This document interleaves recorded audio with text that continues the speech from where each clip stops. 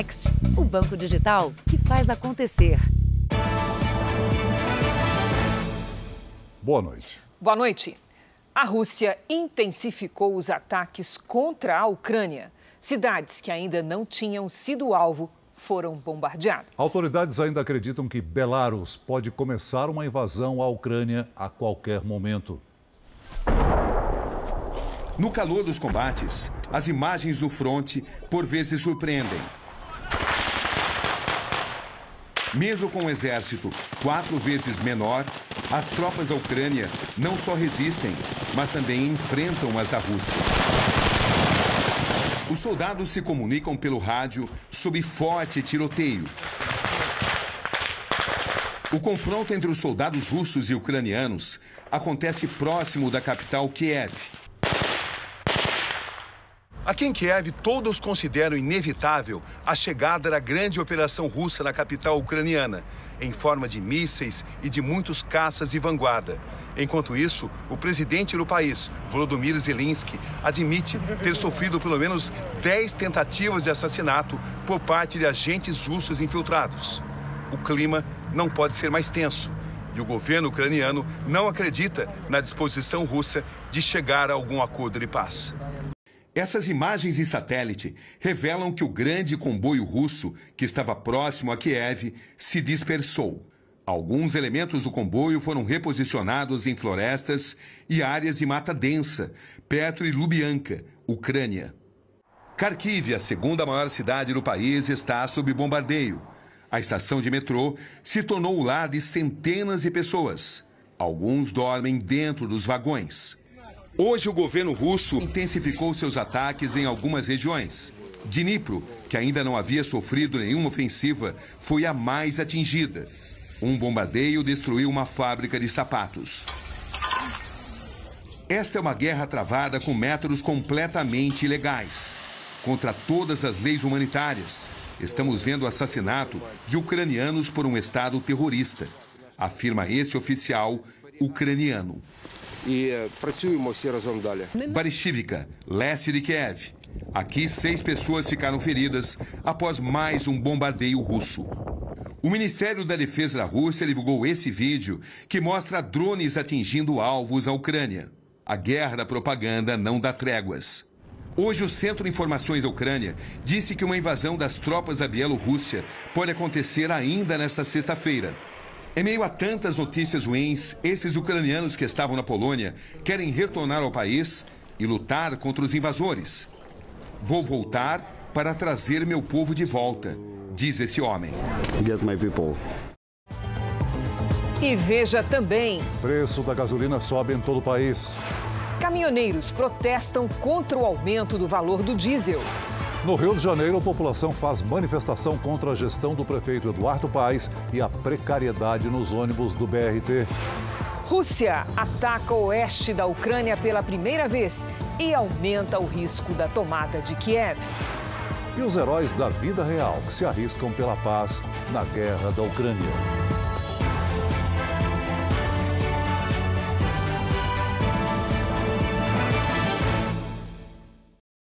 Oferecimento Bradesco. Dinheiro na conta em 3 cliques pelo app.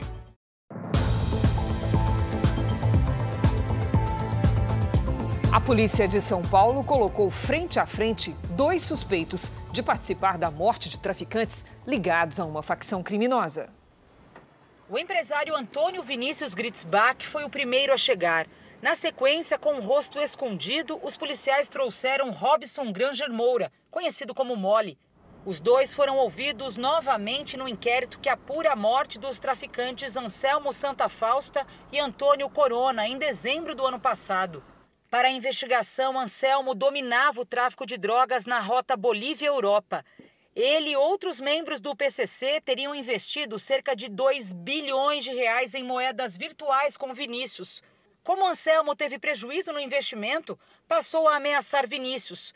A polícia apura se Vinícius teria mandado matar Anselmo. Hoje, Robson, Mole e Vinícius foram colocados frente a frente numa sala com os advogados e o delegado responsável pelo caso. A polícia queria esclarecer as contradições entre os depoimentos prestados por eles anteriormente.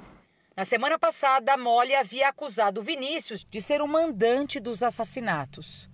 Os dois foram ouvidos durante 3 horas. Robinson foi questionado pela defesa de Vinícius sobre as declarações que ele deu formalmente aos policiais.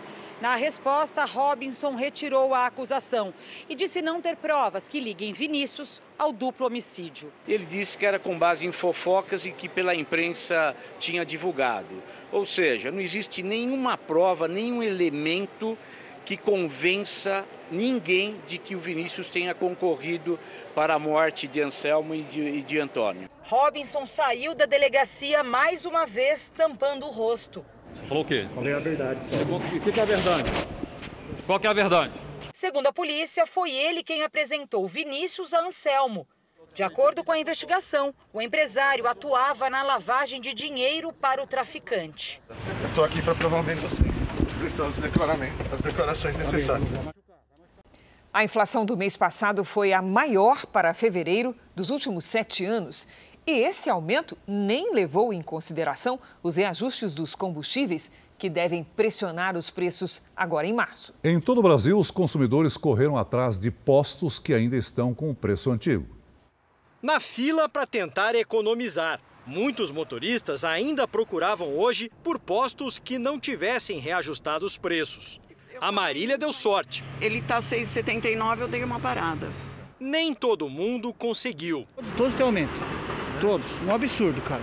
O que eu coloco combustível não compensa o trabalho que eu faço. O tanque cheio já deixa o bolso mais vazio. Nesse carro aqui uns R$300. Fim do mês é uma paulada, né? Dessa transportadora no ABC Paulista saem todos os dias 100 caminhões novos de tanque cheio. Eles são levados às concessionárias do Brasil e de outros países na América do Sul. São 150 mil litros de diesel só para começar a viagem. No dia a dia da transportadora, o que mais pesa é o preço do óleo diesel. O gasto para abastecer os caminhões já chegava a cerca de 40% do custo total de operação. A cada novo aumento do combustível, a empresa precisa refazer as contas para ajustar o que cobra dos clientes. Nós temos que fazer o repasse, sim. Não tem como as empresas de transporte segurar um custo desse. O reajuste vai estar na casa de 10% a 12% imediatamente para os clientes. A alta anunciada ontem terá um impacto sobre a inflação, que já está alta. No mês passado, antes do aumento dos combustíveis, ela passou de 1%. A maior taxa para o mês de fevereiro desde 2015. Subiu principalmente por causa dos reajustes nas mensalidades escolares e nos preços dos alimentos e bebidas. Agora, com os combustíveis mais caros, os economistas já estão refazendo as previsões para este ano. A expectativa para a inflação do ano todo de 2022. Então, deve passar de 5,5% para 6,1% a previsão de inflação, só devido a esse aumento aí da gasolina de ontem. E mais inflação preocupa quem já está no sufoco. O salário hoje da gente não comporta os gastos, a inflação que está tendo no país. Vai cair no bolso de todo mundo, não tem o que fazer, infelizmente. E o aumento do diesel levou centenas de caminhoneiros a fechar uma das principais rodovias da Bahia. No estado, o combustível tem um dos preços mais altos do país. Caminhões formaram filas gigantescas dos dois lados da BR-116, rodovia que dá acesso à cidade de Feira de Santana, que fica a 100 quilômetros da capital, Salvador. Só uma faixa ficou liberada nos dois sentidos para a passagem de carros pequenos. Caminhoneiros que tentavam passar eram hostilizados pelos manifestantes. Houve até confusão com a Polícia Rodoviária Federal. Também estão pedindo o direito de ir e vir. Sim, mas não sabe. Eu falei com ele, amigão, tá todo mundo no mesmo barco. Tu vai sair daqui, deixar todo mundo aqui? Eu falei assim, isso é coagir? Aqui estão caminhoneiros de várias partes do Brasil. Eles dizem que não estão ligados a sindicatos. Muitos ficaram sabendo da manifestação na hora e também decidiram parar. Os manifestantes alegam que não há como pagar para abastecer os caminhões com os valores cobrados pelo óleo diesel na Bahia. Agora está 7,30 aqui na Bahia. Na Bahia está 7,30. Nos outros estados está 5,20, 5,60, porque na Bahia é 7,30. Por quê? Agora como é que eu vou carregar uma carga aqui de 10 mil reais e gastar 7 mil de óleo? Em vez de você ganhar, você paga para trabalhar. Aí você tira o frete, aí você tira o diesel, tira pedágio, aí não sobra nada, né? Os motoristas reclamam que os valores dos combustíveis na Bahia estão mais altos do que em outros estados, desde que a refinaria de Mataripe, antiga Landulfo Alves, que abastece o estado, foi privatizada. A empresa diz que segue o mercado internacional e que a guerra na Ucrânia fez o preço do barril do petróleo disparar. Eu mesmo estou desempregado por conta do caminhão porque não tem condição de rodar.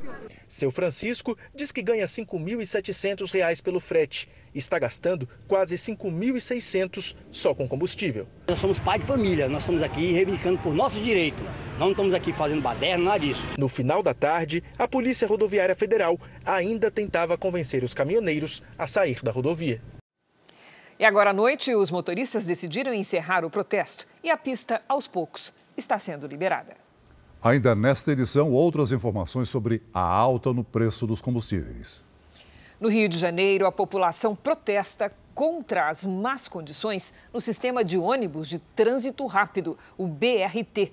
Os passageiros reclamam de superlotação, ônibus sucateados, estações vandalizadas e irregularidade nos horários. Problemas sérios que a gestão do prefeito Eduardo Paes não consegue resolver. O sistema de transporte já foi alvo de denúncias de corrupção e um ex-secretário de Paes chegou a ser condenado por receber propina.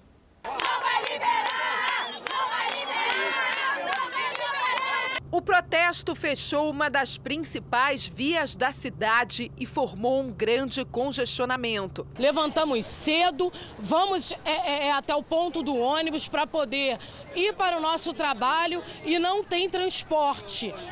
Todos os dias, os passageiros enfrentam um aperto nas portas e ônibus lotados.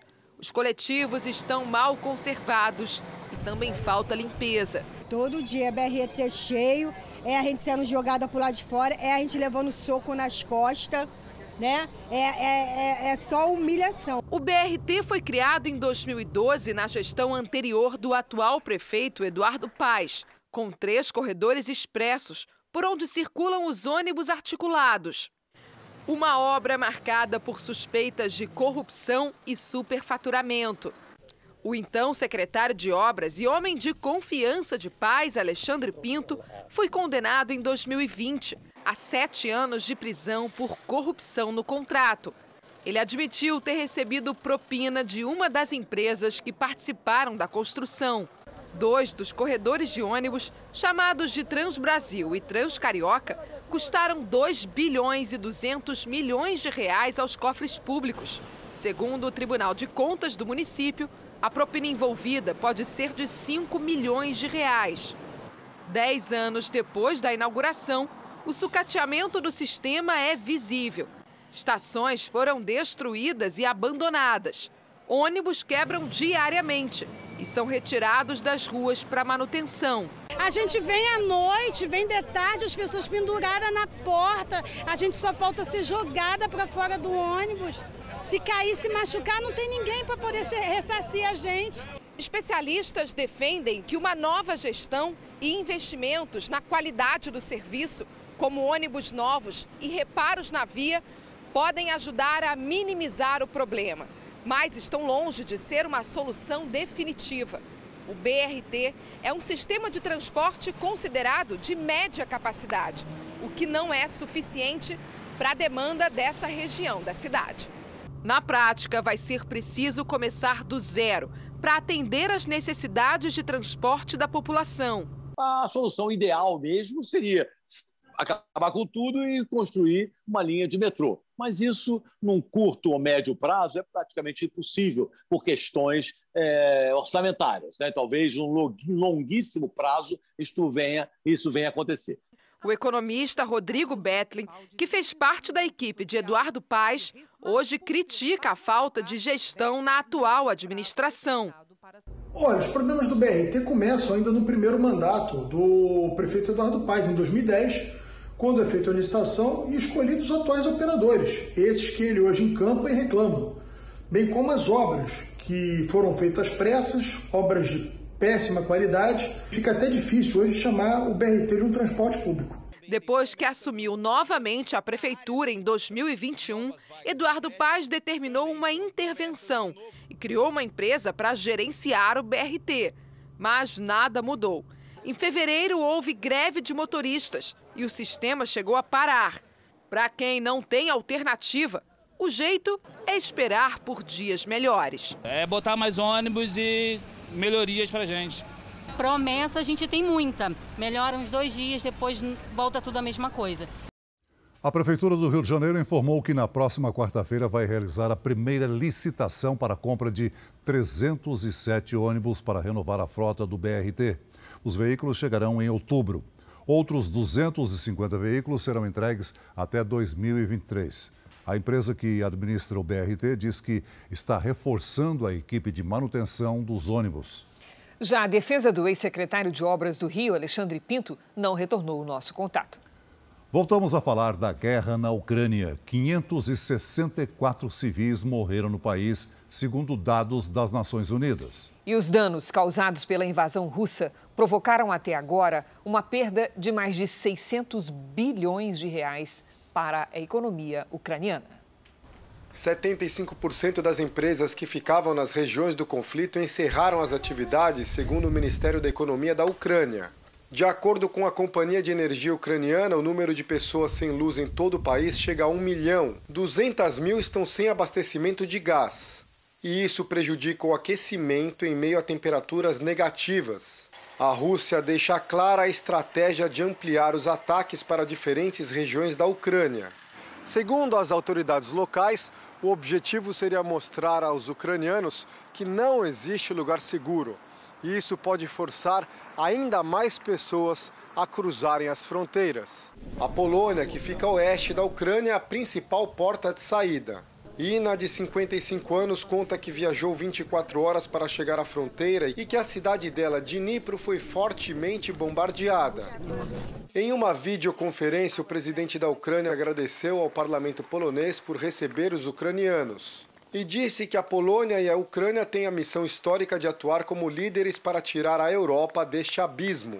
Mais cedo, nas ruas de Kiev, a capital ucraniana, Zelensky disse que o país está a caminho da vitória, mas que é preciso tempo e paciência para chegar lá. Ele cobrou uma resposta mais dura dos aliados do Ocidente contra a Rússia. Enquanto isso, na capital russa, Vladimir Putin recebeu hoje o presidente de Belarus, Alexander Lukashenko, que reafirmou o apoio militar à Rússia.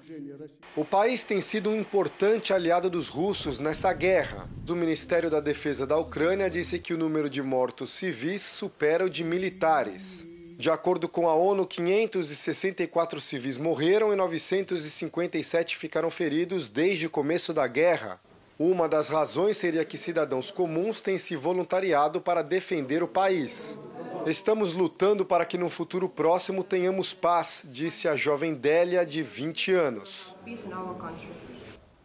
Veja a seguir a cidade a 24 quilômetros de Kiev que tenta impedir a chegada dos russos.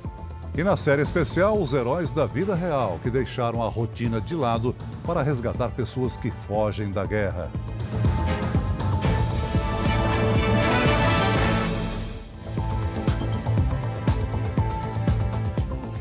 O governo federal lançou hoje o Plano Nacional de Fertilizantes. A ideia é tentar reduzir a dependência do Brasil do mercado internacional para comprar o produto, principalmente da Rússia. A meta é aumentar a produção brasileira e reduzir a importação dos outros países até 2050.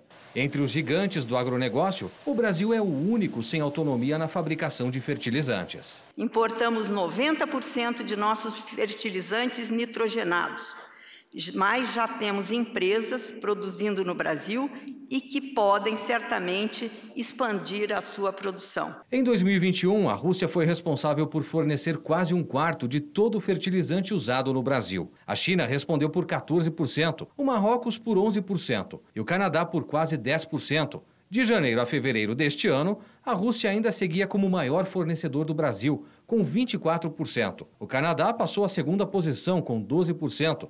E a China representou 11% de nossas compras de fertilizantes. A ministra Tereza Cristina viaja amanhã ao Canadá.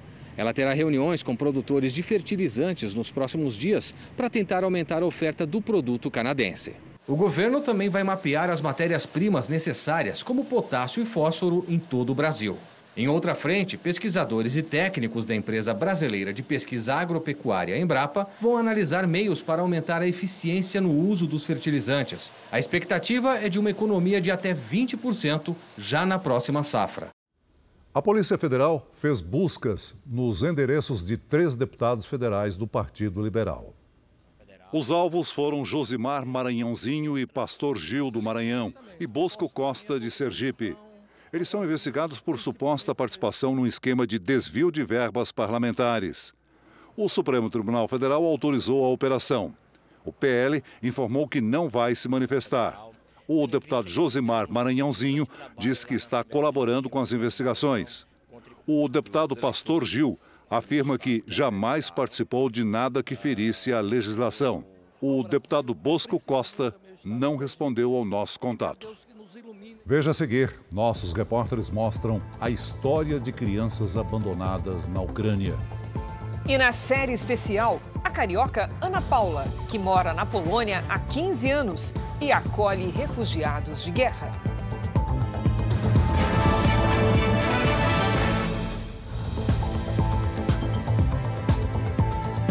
O governador afastado do Tocantins, Mauro Carlesse, renunciou hoje ao cargo. Isso aconteceu horas antes do segundo turno de votação do processo de impeachment. Carlesse é suspeito de atos de corrupção. No pedido de renúncia, ele se disse inocente e que tomou a decisão para apresentar de forma tranquila sua defesa junto ao Poder Judiciário.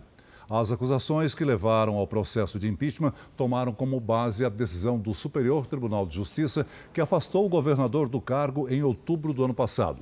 As investigações são da Polícia Federal e apontam a suposta participação de Carlesse num esquema de recebimento de propinas e de interferência política na Polícia Civil. Apenas nos primeiros 3 meses do ano foram apreendidas 4 toneladas de drogas em São Paulo. Esse número é igual à metade do volume descoberto em todo o ano passado. E a polícia também precisa lidar com os lugares que os traficantes escolhem para esconder os entorpecentes. 2 homens flagrados no centro da capital paulista parecem procurar algo em uma poça d'água. Eles estão em busca da droga que esconderam. Deixar droga em locais inusitados é uma forma que traficantes encontraram de tentar despistar a polícia. Imagens gravadas pela equipe do Jornal da Record mostram tonéis carregados de entorpecentes. Eles estavam enterrados em Perus, zona oeste de São Paulo, e foram encontrados por guardas civis metropolitanos após uma perseguição policial ontem à tarde. No meio deles, havia um caderno onde era anotada a contabilidade do tráfico. R$ 4.900 de droga.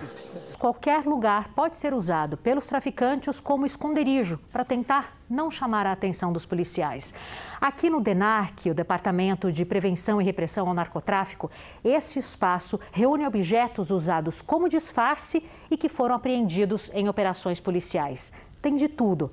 Essa peça de motor de carro, por exemplo, foi fabricada com o único objetivo de esconder cocaína dentro dela. O quadro também foi usado para transportar droga, assim como a sela de cavalo, o sapato, o extintor e a mala de viagem. Eles aproveitam desde vestimentas, brinquedos, veículos, malas, roupas, até dentro do próprio organismo ou até no organismo de pessoas já falecidas. Isso faz com que esse mercado sempre esteja atrás de novos locais, novos mecanismos para esconder a droga. Dados da Secretaria Estadual de Segurança Pública apontam que entre 2020 e 2021 houve uma queda nas ocorrências envolvendo o tráfico de drogas no estado de São Paulo. O delegado afirma que a redução aconteceu porque o modo de atuação das organizações criminosas foi afetado pela pandemia. Cenário que, segundo ele, deve mudar em 2022. Só nos 3 primeiros meses desse ano, a quantidade de drogas apreendidas pelo DENARC já representa metade do volume apreendido em todo o ano passado. O Jornal da Record faz uma pausa de 30 segundos. E na volta, você vai ver que um padre investigado por pedofilia foi demitido pela Igreja Católica depois de 4 anos. Um taxista foi preso hoje no Rio de Janeiro acusado de transportar e vender armas para traficantes da cidade. Para escapar da fiscalização, ele usava um fundo falso nos bancos do carro. O taxista fazia ponto no aeroporto Santos Dumont, na zona sul do Rio. Mas para a polícia, o carro era apenas um disfarce. Nos vídeos, ele aparece transportando fuzis no banco da frente e demonstra não ter medo de ser descoberto. Olha a firma aí, bota a cara pra tu ver, pô. Bruno Amaral Guedes foi preso hoje de manhã em casa, em Bangu, na zona oeste do Rio. Ele é acusado de trazer armas de São Paulo e do Paraguai para vender para traficantes de drogas do Rio de Janeiro. As armas ficavam escondidas em um fundo falso nos bancos do carro. O transporte tinha uma logística sofisticada. Tinha um cuidado muito especial devido à fiscalização nas estradas, né? Ele colocava batedores, algumas rotas que demorariam apenas 24 horas para chegar até o Rio de Janeiro, ele fazia até mesmo 5 dias. Exatamente parando, verificando, tomando cuidado para tentar elidir a fiscalização. O falso taxista já vinha sendo monitorado havia 2 meses. As investigações apontam que ele fornecia armas e munições para pelo menos 2 das principais facções criminosas do estado. O carregamento trazido por Bruno era disputado entre os traficantes, que queriam ser clientes exclusivos. Nesse áudio, ele avisa que a mercadoria já estava vendida. Vai chegar 70 caixas de 62 e 50 de 556. Mas já tem tudo dono já. Só se der ruim, se alguém desistir, se acontecer alguma coisa de errado. Segundo a polícia, Bruno vendia toda semana pelo menos 2 fuzis e 100 caixas de munições. Ele gostava de ostentar o dinheiro que ganhava com o crime. Botar na rua tudo. 20%, só fazer o contato com o pai. Um padre acusado de pedofilia foi demitido hoje pelo Vaticano 4 anos após as primeiras denúncias. O religioso católico atuava no interior paulista e teria sido acobertado por superiores durante anos. Em Americana, cidade do interior paulista, onde o padre acusado de pedofilia atuou, a demissão foi bem recebida. Tá certo. Que eu acho errado, né, o que ele fez. Esse tipo de coisa não é admissível. A decisão do Vaticano foi confirmada pela Cúria Metropolitana de Limeira. No documento emitido hoje, o padre Pedro Leandro Ricardo recebe a pena de demissão. Não poderá mais exercer, válida e licitamente, o ministério sacerdotal. Até a tarde de hoje, o nome e a foto do religioso ainda eram encontrados no site da Diocese de Limeira. Padre Leandro, como era conhecido, estava afastado da igreja desde 2019, quando foram abertos inquéritos contra ele. 4 ex-coroinhas vieram a público denunciando o sacerdote por atentado violento ao pudor. Ele também foi denunciado por desvio de dinheiro. Os processos ainda aguardam um desfecho e correm sob segredo de justiça. O ativista Giulio Ferrari questiona a demora do Vaticano em demitir o padre Leandro. Depois de todas essas denúncias, o Vaticano para de pagá-lo. Então é uma pequena vitória, mas também é um alerta. Por que demorou tanto assim para o Vaticano tirar a batina do padre Leandro Ricardo? Se fosse funcionário de qualquer outra empresa, a empresa demitiria na hora. Não esperaria 4 anos depois, quando a sentença já está saindo, para demitir o cara. Segundo as investigações, a conduta do padre Leandro poderia ter sido acobertada pelo então bispo da Diocese de Limeira, Dom Wilson Dias de Oliveira, que renunciou ao cargo em 2019. Ele é investigado por apropriação indébita de recursos da igreja e desvio de dinheiro. O padre Leandro falou com a nossa reportagem por telefone. Ele diz que é inocente, que já enviou documentos ao Vaticano e que é perseguido pela Diocese de Limeira. Já o advogado de Dom Wilson diz que ele continua bispo e renunciou ao cargo na diocese e que não há provas de que ele teria cometido qualquer crime. E na Espanha, a Igreja Católica reconheceu a existência de centenas de casos de abuso sexual de menores. A notícia chega um dia depois de o Congresso espanhol aprovar a criação de uma comissão para investigar esses crimes. Pelo menos 300 casos aconteceram ao longo de um período de 30 anos. Muitos dos religiosos responsáveis pelos abusos já estão mortos, mas isso não impedirá a investigação das circunstâncias em que os casos ocorreram. A sexta-feira foi de alívio nas temperaturas no Rio Grande do Sul e em São Paulo. Depois de 19 dias seguidos com os termômetros acima dos 30 graus, a máxima na capital paulista foi de 28. Será que tem virada no tempo nesse fim de semana? Provável que sim, hein? Vamos saber com a Lidiane Sayuri. Já virou o tempo, Lid? Exatamente, Cris. Boa noite para você, noite. Celso, para quem nos acompanha. Olha, mais cedo um temporal atingiu a capital de Mato Grosso do Sul. Em pouco mais de uma hora, caiu metade da chuva esperada para o mês inteiro em Campo Grande. A água alagou ruas e invadiu o estacionamento de uma academia. Felizmente, ninguém ficou ferido. Temos neste momento uma frente fria que avança pelo mar pertinho da costa do país. Neste sábado, uma circulação de ventos associada à frente fria provoca chuva em São Paulo e mantém o tempo instável no Paraná e em Santa Catarina, com risco de temporais e transtornos, principalmente na capital paulista, litoral e Vale do Paraíba. No norte e no nordeste, a chuva mais forte fica concentrada entre o Maranhão e o Ceará, além do Acre e Rondônia. Sol sem chuva mesmo, só entre o interior da Bahia, norte de Minas Gerais, litoral do Espírito Santo e norte fluminense. No Rio Grande do Sul, o tempo volta a ficar firme em grande parte do estado. Curitiba será a capital mais fria deste sábado, com máxima de 20 graus e chuva a qualquer hora. Já o Rio de Janeiro segue como a capital mais quente, com 36 graus e chuva à tarde. Em Goiânia, sol, chuva e 33 graus. Em Teresina, dia chuvoso e abafado, com 31. Em Boa Vista, calorão de 35 com pancadas de chuva a partir da tarde. Em Florianópolis, tempo nublado, com 24 graus. Em São Paulo, dia chuvoso, com queda na temperatura, faz apenas 26. A única capital sem chuva é Vitória, com 34. Em Manaus, sol, pancadas de chuva e até 33 graus. Bom fim de semana, gente. Para você também, Lid. Obrigada. Também, Lid. Porto Alegre acabou hoje com a obrigatoriedade do uso de máscara ao ar livre. Na capital gaúcha, o uso da máscara de proteção está dispensado em espaços abertos, públicos e particulares, inclusive nas escolas.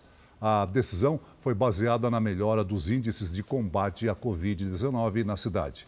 A prefeitura avalia a possibilidade de liberar as máscaras também em ambientes fechados já na próxima semana. O Jornal da Record faz uma pausa de 30 segundos. E na volta você vai ver como o aumento no preço do gás de cozinha afeta a vida de muitas famílias. Exclusivo. O Jornal da Record mostra agora para você a vida na cidade onde os ucranianos tentam impedir que os russos cheguem a Kiev. Ela fica a poucos quilômetros da capital do país. Esta é a cidade de Brovary, que fica a 24 quilômetros de Kiev, a capital da Ucrânia. Ela é um ponto importante de defesa. Foi aqui que, há 2 dias, a resistência ucraniana impediu tanques russos de entrarem na cidade. Este soldado participou da emboscada. Ele disse que os ucranianos atiraram com tudo para destruir os blindados. Na opinião dele, a Rússia não se preparou para a invasão e a guerra não devia ser glorificada. No hospital da cidade, mais de 70 feridos chegaram nos últimos dias. Metade deles, civis e crianças. Esse homem perdeu os dedos em um dos ataques e a filha dele está internada após ser baleada no estômago. Em outro ponto da cidade, enfermeiras abrigam bebês no subterrâneo de uma clínica. Todas as crianças são frutos de barrigas de aluguel. A Ucrânia é um dos países que autorizam esse tipo de procedimento. Os pais adotivos são todos estrangeiros e não conseguem retirar os bebês por causa da invasão. Muitas pessoas ainda tentam deixar Kiev. Essa fila de carros é para passar num posto de controle, que funciona numa das 2 pontes que estão abertas na saída da cidade. Mesmo com os soldados russos por perto, alguns cidadãos ainda deixam a capital apenas para trabalhar. O Conselho de Segurança da ONU fez uma reunião de emergência a pedido da Rússia. O governo Putin apresentou denúncia contra a Ucrânia por produção de armas químicas. Moscou acusa a Ucrânia de armazenar arsenal químico com o apoio do governo americano. Durante a sessão, autoridades russas afirmaram possuir documentos que comprovam a existência de 30 laboratórios em território ucraniano. Os Estados Unidos negam as acusações e dizem que a Rússia usa o discurso como estratégia para justificar um possível ataque com arma química contra o país vizinho.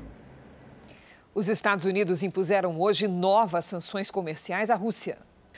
O presidente Biden retirou do país o status comercial de nação mais favorecida. Na prática, isso pode provocar o aumento de tarifas para produtos russos, representando uma barreira comercial significativa. Também fica proibida a importação de vodka e de diamantes. A medida ainda será discutida com países do G7, bloco que reúne as maiores economias do mundo. E também só passa a valer se for aprovada pelo Congresso. 2,5 milhões de pessoas já deixaram a Ucrânia desde o início da guerra, mas pouquíssimos refugiados foram para o Reino Unido, país que tem sofrido críticas pela demora em ajudar. Em resposta, o governo britânico anunciou um novo formato para refugiados vindos da Ucrânia solicitarem vistos. O governo britânico concedeu até o momento cerca de 1.000 vistos para refugiados, bem abaixo dos 100 mil imigrantes estimados pelo país. Para acelerar o processo, a partir de terça-feira, todo ucraniano com família no Reino Unido poderá requisitar o visto de forma online. Até lá, a solicitação acontece de forma presencial em centros espalhados pela Europa. Já a população se junta para ajudar por conta própria. Sofia é uma das voluntárias. Ela se diz emocionada com a empatia do povo britânico. Tem sido muito emocionante. É muito gratificante ver como as pessoas estão realmente querendo contribuir. Os britânicos estão ajudando com doações e montaram postos de coleta como esse, que funciona dentro de um restaurante de comida ucraniana em Londres. Os moradores também terão permissão do governo para receber em casa refugiados e se responsabilizar por aqueles que não têm familiares por aqui. Os detalhes desse novo plano devem ser apresentados na segunda-feira. De volta com as notícias do Brasil. O presidente Jair Bolsonaro deve sancionar a qualquer momento o projeto de lei que altera a forma de cobrança do ICMS dos combustíveis. Em Brasília, tanta gente decidiu encher o tanque antes do aumento que alguns postos amanheceram sem gasolina e álcool. Antes desse reajuste, o governo já buscava mecanismos para diminuir o impacto da alta do preço internacional do petróleo. Uma das apostas é um projeto aprovado ontem pelo Congresso. O ICMS, que é um tributo estadual, vai ser cobrado só uma vez sobre os combustíveis e a alíquota vai ser a mesma em todo o país. A aprovação foi elogiada por Bolsonaro. Eu lamento apenas a Petrobras não ter esperado um dia a mais para anunciar esse reajuste. No final das contas, o governo entra com aproximadamente 30 centavos, os governadores também com 30 e o contribuinte fica com os outros 30. Os governadores já anunciaram que vão ao Supremo Tribunal Federal contra a mudança no cálculo do ICMS, a principal fonte de arrecadação dos estados, avaliada por eles como inconstitucional. O presidente do Senado destacou que é necessária a colaboração de todos. De certa forma, inaceitável que o preço do combustível esteja nesse patamar e eu invoco aqui a compreensão de todos e a colaboração de todos, do governo federal ao governo dos estados, passando sobretudo pela Petrobras. Internamente, a resposta dada à crise com a aprovação do Congresso ainda não parece suficiente para a ala política do governo, que defende subsídios para reduzir o valor do óleo diesel e afastar a ameaça de paralisação dos caminhoneiros. A ideia é criticada pela equipe econômica, mas não está descartada. Amenizamos o primeiro impacto, o primeiro choque. Exatamente como na pandemia, veio o primeiro choque, nós liberamos recursos, nós vamos modulando a nossa resposta à crise. Se o projeto do ICMS, aprovado pelo Senado, foi analisado rapidamente pela Câmara dos Deputados, a proposta que cria a conta estabilizadora do preço do combustível e o vale combustível para motoristas autônomos de baixa renda deve ter vida mais complicada. Sem acordo, os deputados ainda não têm uma ideia de quando irão votar o projeto. E no estado do Acre, o preço do litro da gasolina passou dos R$10.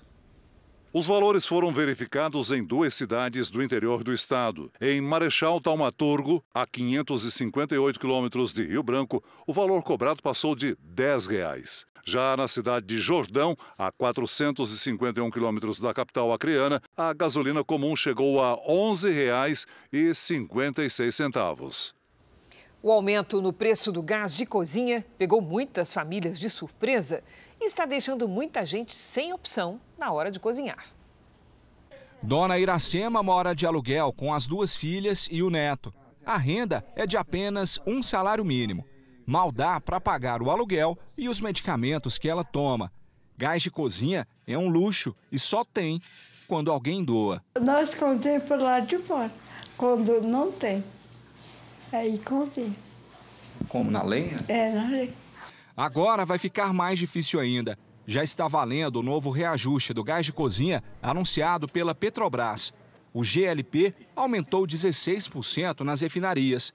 Na região centro-oeste, que tem em média o gás mais caro do país, o botijão de 13 quilos deve chegar a R$ 140.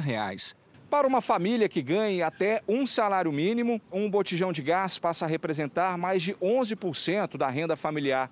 Segundo a Agência Nacional do Petróleo, é a maior proporção em 20 anos. Como é que a gente vai garantir que pessoas, toda a população brasileira, consiga se alimentar diariamente se elas não têm acesso ao gás? Fora a questão mesmo de acidentes, né, com outras fontes, seja com lenha, com carvão. Existe um programa federal para ajudar as famílias de baixa renda. O Auxílio Gás paga a cada 2 meses o equivalente à metade de um botijão de 13 quilos.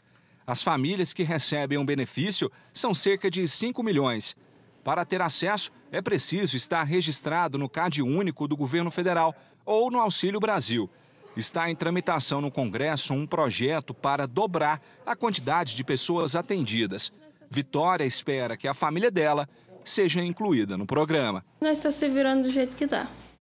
O Jornal da Record faz mais uma pausa de 30 segundos. E na sequência você vai ver histórias de crianças adotadas que foram deixadas para trás na guerra da Ucrânia. A Justiça de São Paulo acatou o pedido da Defensoria Pública para libertar um vendedor de lanches suspeito de roubar um celular na zona sul da cidade. Pedro Vinícius Moura vai responder ao processo em liberdade. Segundo a família, a polícia perseguia 2 assaltantes e prendeu Pedro Vinícius por engano. A família de Pedro Vinícius protesta no mesmo local em que tentou evitar a prisão do jovem. Não foi ele. Não foi ele. A PM prendeu o vendedor de lanches na rua da casa dele. Segundo a família, Pedro foi detido por engano quando a polícia perseguia 2 assaltantes em fuga. Os criminosos tinham acabado de levar o celular de um casal em um bairro da zona sul de São Paulo.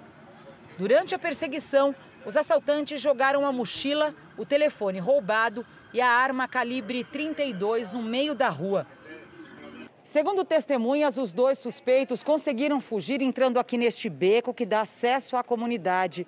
Pedro Vinícius afirma que estava no trajeto de casa para o trabalho e foi preso exatamente no momento em que os policiais procuravam os criminosos. No momento ele estava trabalhando para mim, impossível ele estava comigo na minha casa retirando o troco e levaram ele, apontaram a arma na nossa cara, foi horrível e ele não tinha feito nada. Meu filho estava saindo do beco e o outro menino entrou, não sei, entrou correndo, aí os polícias veio, meu filho saiu e os polícias grudou ele e falou que era ele, que foi ele. Que era ele que tinha feito errado. Nós temos as filmagens, a prova que meu irmão é inocente, que a arma e o celular foi achado na via pública. Este vídeo vai ser usado pela defesa de Pedro. Na imagem é possível ver o momento em que os PMs encontram tudo jogado no chão. No boletim de ocorrência, a vítima não reconheceu Pedro Vinícius como um dos assaltantes. Mesmo assim, a polícia pediu a prisão do rapaz, que foi aceita pela justiça. Eu não durmo, eu não como, eu só penso no meu filho. Eu tô acabada pensando na minha neta só chama papai, papai. E dói muito, muito. Meu filho é inocente. De volta ao conflito na Ucrânia, a Rússia vai processar a Meta, dona das redes sociais Facebook e Instagram. O motivo é que a empresa mudou as regras para a publicação de discursos de ódio e permitiu que os usuários defendessem a violência contra russos. O Ministério Público russo pediu que as plataformas sejam classificadas como organizações extremistas e que o acesso ao Instagram seja bloqueado. O Facebook está suspenso no país desde a semana passada. A Meta, responsável pelas 2 redes sociais, afirmou que os textos agressivos não são permitidos fora do contexto da guerra.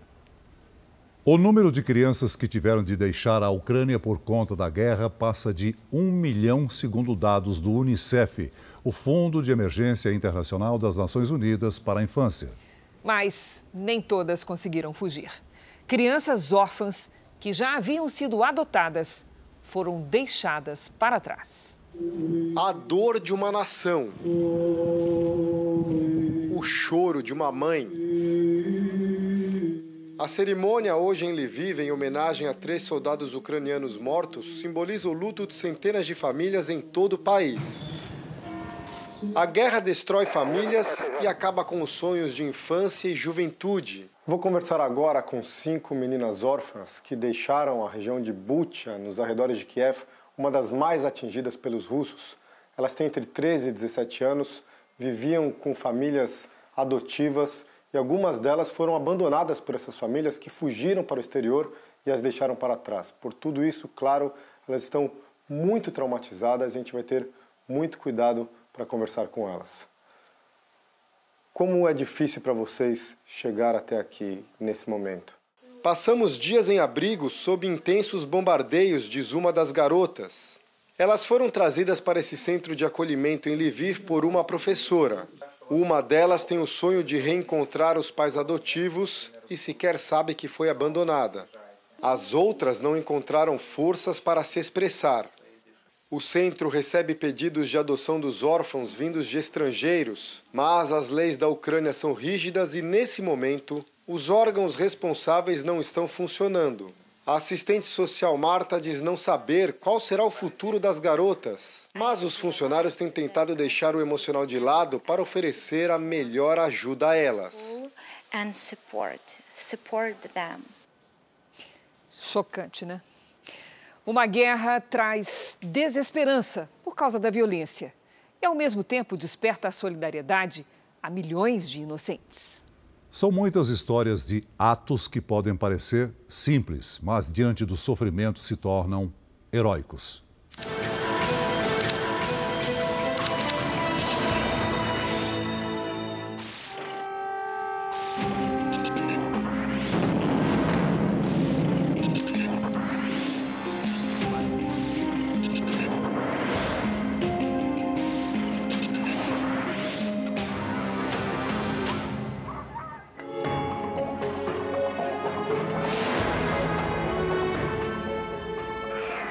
O terror da guerra produz heróis, como o pai, que antes de defender o país, se despede da família em fuga.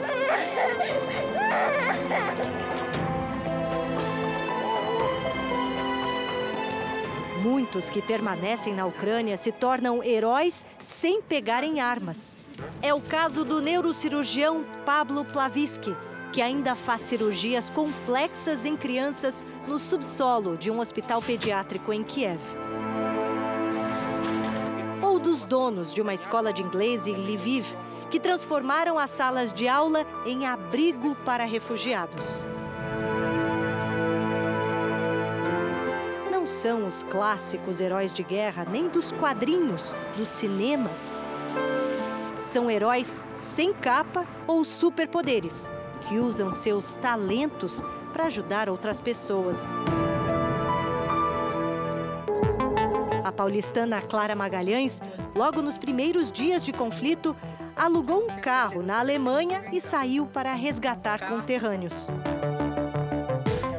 Já um outro brasileiro, Matheus, ajudou a mobilizar os moradores da cidade onde mora, perto de Frankfurt, na Alemanha. Imagens, de famílias sendo dilaceradas. E isso acaba tocando muito, é um tiro no coração, de cada um. E acaba também despertando para falar, ok, beleza, o que eu posso fazer, Eles fizeram uma campanha para recolher doações. A ideia era juntar uma van para levar suprimentos à Ucrânia. Mas o resultado surpreendeu Matheus. Em 2, 3 dias teve um boom enorme. E no final das contas, nós conseguimos juntar, ou todo mundo conseguiu juntar suplementos para 17 vans e 3 caminhões. Outras pessoas ajudam com moradia. A Ana Paula é uma brasileira de Nova Iguaçu, na Baixada Fluminense, que há 15 anos vive na Polônia. Há 10 na cidade de Piasecno, que fica na região metropolitana de Varsóvia, que é a capital polonesa. Há 2 semanas, ela tem acolhido mulheres e crianças ucranianas. Como é que você começou a ajudar essas famílias? Por um pedido de socorro, e providenciamos colchões, né, roupas de cama e acolhemos essas 2 famílias. Nas 2 últimas semanas, ela já conseguiu moradia para 5 famílias. Elas vieram quase sem nada, com a roupa do corpo, a bolsa, assim, muito desesperadas, assustadas, as crianças também. Ana Paula fez uma campanha e conseguiu roupas e comida para as famílias. Mas a quantidade de doações foi enorme, inclusive do Brasil. E ela vai enviar o excedente para a Ucrânia. Na Polônia, Ana Paula quer continuar a dar suporte a essas mulheres. E o nosso objetivo hoje é ajudar essas mulheres a recomeçarem as suas vidas. Por exemplo, matricular as crianças na escola, procurar um emprego para elas, porque todas elas têm profissões e largaram as suas profissões para, né, fugirem do seu país, dar um local para morar. Heróis, eu não me considero como herói, mas eu me considero como uma engrenagem dessa máquina grande que a gente juntou tão rápido aqui para poder ajudar as pessoas. E esse movimento de generosidade, de união, que de um dia para o outro surgiu e juntou tantas nacionalidades, tanta gente junta querendo ajudar, isso tem um valor e um sentimento muito, muito especial para cada um que participou, né? Orgulho desses brasileiros. E você, que sempre acompanha as séries especiais aqui no JR, também pode participar? Envie por meio das nossas redes sociais uma sugestão de assunto e marque a gente com a hashtag #VocêNoJR. O Jornal da Record de hoje termina aqui. Novas informações da guerra na Ucrânia na edição da 00:30 do Jornal da Record e também no Fala Brasil. Fique agora com a Bíblia. Episódio de hoje, a circuncisão. Boa noite e ótimo final de semana para você. Boa noite.